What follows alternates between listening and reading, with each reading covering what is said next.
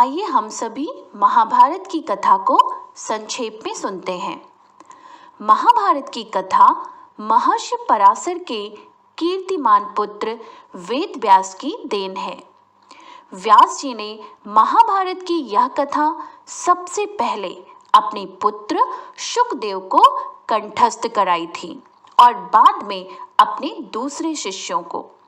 मानव जाति में महाभारत की कथा का प्रसार महर्षि वैशंपायन के द्वारा हुआ। वैशंपायन व्यास जी के प्रमुख शिष्य थे। ऐसा माना जाता है कि महाराजा परीक्षित के पुत्र जन्मेजय ने एक बड़ा यज्ञ किया। इस महायज्ञ में सुप्रसिद्ध पौराणिक सूत जी भी मौजूद थे। सूत जी ने समस्त ऋषियों की एक सभा बुलाई। महर्षि शौनक इस सभा के अध्यक्ष हुए।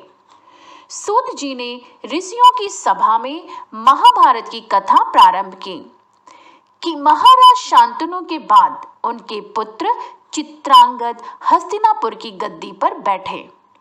उनकी अकाल मृत्यु हो जाने पर उनके भाई विचित्रवीर्य राजा हुए।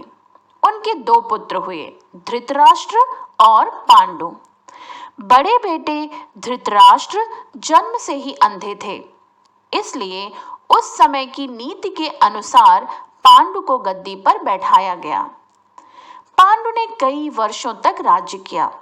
उनकी दो रानियां थी, कुंती और माद्री। कुछ समय राज्य करने के बाद पांडु अपने किसी अपराध के प्रायश्चित के लिए तपस्या करने जंगल गए। उनकी दो रानियां भी उनके साथ गई। वनवास के समय कुंती और माद्री ने 5 पांडवों को जन्म दिया। कुछ समय बाद पांडु की मृत्यु हो गई।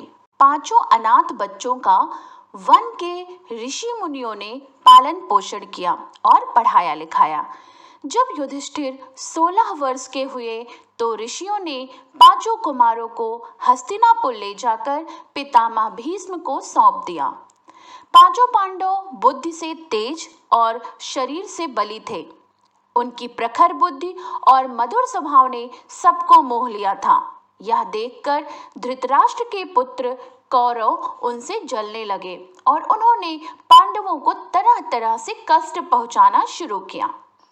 दिन पर दिन कौरवों और पांडवों के बीच वैर भाव बढ़ता गया।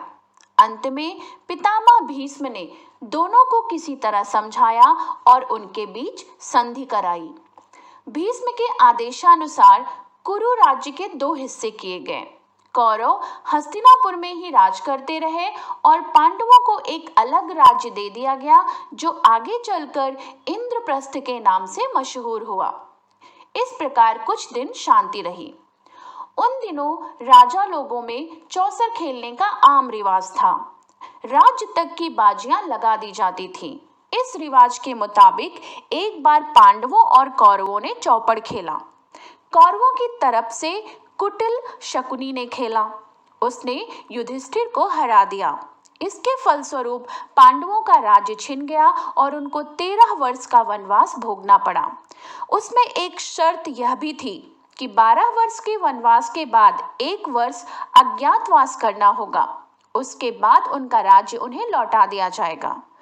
द्रौपदी के साथ 5 पांडव 12 वर्ष वनवास और 1 वर्ष अज्ञातवास में बिताकर वापस लौटे, पर लालची दुर्योधन ने लिया हुआ राज्य वापस करने से इनकार कर दिया। अतः पांडवों को अपने राज्य के लिए लड़ना पड़ा। युद्ध में सारे कौरव मारे गए। तब पांडव उस विशाल साम्राज्य के स्वामी हुए। इसके बाद 36 वर्ष तक पांडवों ने राज्य किया और फिर अपने पोते परीक्षित को राज्य देकर द्रौपदी के साथ तपस्या करने हिमालय चले गए। तो संक्षेप में यही महाभारत की कथा है।